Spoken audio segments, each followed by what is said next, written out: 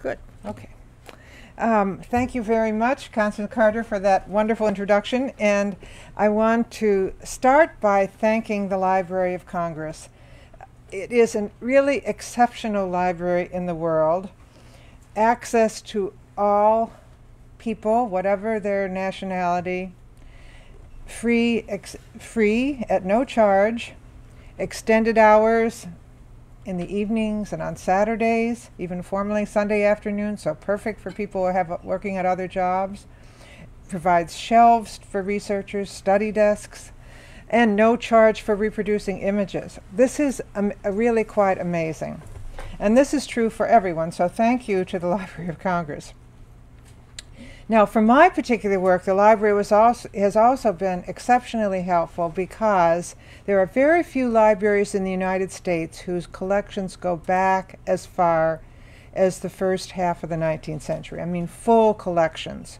If you use the National Union catalog and look for books in science coming out of Europe, including Britain, that you see DLC, District, which is the abbreviation for the Library of Congress. The holdings are here, and they're accessible to all. Another reason that the library has been so helpful to me in writing this book, and I was quite daunted. I went to Cambridge and got all this material from Darwin's notebooks, and I was editing his notebooks, and I thought, how in the world am I going to find these references here? You'd have to be in Cambridge or at least London. And I thought, how am I going to do this? Well, then I started combing through the notebook references, and bing, LC, check. Bing, LC, check. Finally, I would say, way to go, LC. And why? Why is it so rich here? Well, the answer, it took me a while to realize this. Darwin was on an exploring expedition, as you all know, on the Beagle voyage, going around the world. And his main library were works of exploration. Geography. And who collects works of exploration? Governments. And then what do governments do when they are out of date? They send them to the National Library. So multiple copies of James Cook's Voyages, stamped War Department, deaccession, LC. Boom, boom, boom, boom, boom. I think I only had one reference in my work on the Darwin's Red Notebook that was not here at this library. So we're even superior to, say, Harvard in that regard, because, or to Cambridge, as a matter of fact, because although the map room at the University of Cambridge is good, it doesn't have the depth of holdings that the Library of Congress does in the area of geography and the sciences associated with it. So I'm completely indebted to the library, as are so many scholars I see in this room. Now, the title of my talk is The Arc of Ambition, Charles Darwin as a Geologist, and the word arc suggests rise and fall. And that's what I'm going to talk about today, the rise and fall of Darwin's earliest grand ambition, his ambition to create a theoretical basis for the science of geology. His basic idea was that geology would turn out to be simple. That's what he said. Geology will turn out simple. And the simplicity came in his mind from a balancing of forces between the rise of the Earth's crust, elevation, and its fall, subsidence. So he thought when geologists figured this out, rise and fall, they'd really understand geology. Now, it turned out that things were more complicated than that. However, the current foundation for geological science is plate tectonics theory, which is a more horizontal view of geology, the field. But it is also quite simple. So his theory, in a strange way, resonates with what turned out to be true. Well, the story I'm going to tell today, then, is about Darwin's first great ambition. We all know him mainly from his having achieved his second great ambition in evolution. So we'll have to set that aside for the moment and talk about his first great ambition. Now, I think most of you know the outline of his life. Born 1809, February 12th, same day as our own Abraham Lincoln. Studied medicine somewhat at Edinburgh University, dropped out of medical school, then went to the University of Cambridge to take the regular arts degree with the intention of becoming a cleric in the Anglican Communion. Then the Beagle Voyage, 1831-1836. 10 years following that spent publishing his results from the voyage, and then in 1859 writing The Origin of Species, which was his master work, and which has proved to be the foundation of modern biology.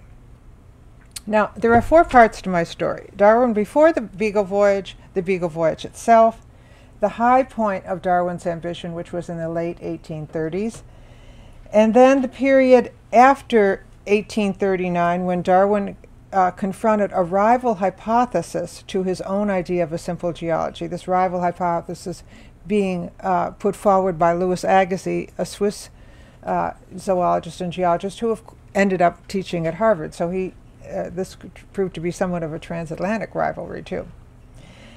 All right, now, before the Beagle Voyage taking hold, Darwin was fortunate to be born into a highly educated family, so like someone like Mozart, he got a running start.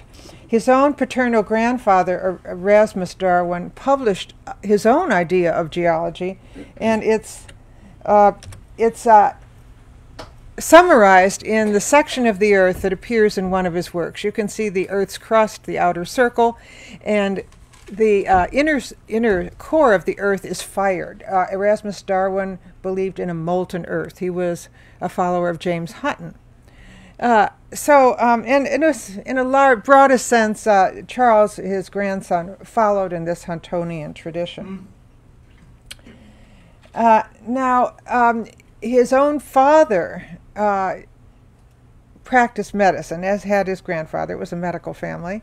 And his own father didn't publish terribly much, although he was a member of the Royal Society of London. But he did permit his sons the run of the house, and that included setting up their own chemistry laboratory in the greenhouse in the back, and he didn't let them do it inside. And of course, they were all sort of family friends of Joseph Priestley and Company, so doing chemistry at the time meant making all the gases, so we can presume that there were a certain number of explosions.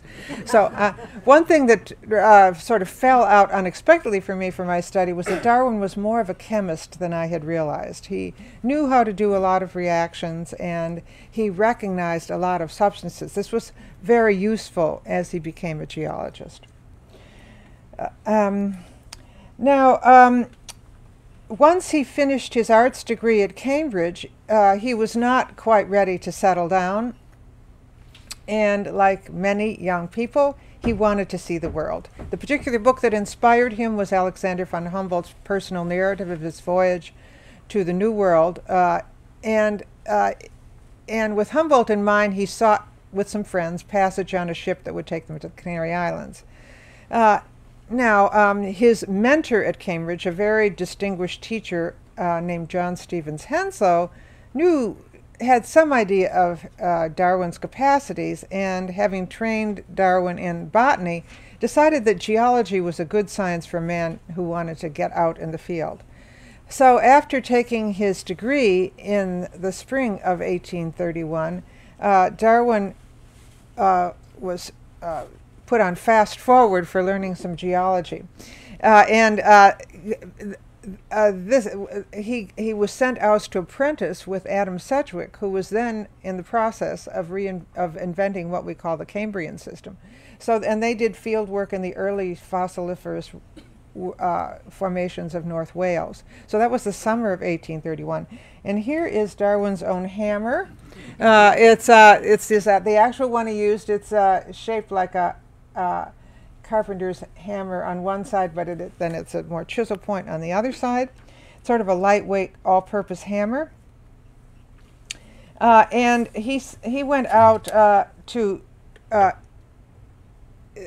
survey the area around Shrewsbury, his home in the west of England. And this was the compass clinometer he used. You can see the compass face on the bottom. And if you turn this on its side, there's a little plumb box that drops out with a weight and a wire. And that will enable you to measure the dip of strata. You want to know the angle at which they're dipping to the horizontal. And you can see on the face up the degrees marked off, whereby you'd be able to make some measurements. Again, this is a very handy pocket instrument.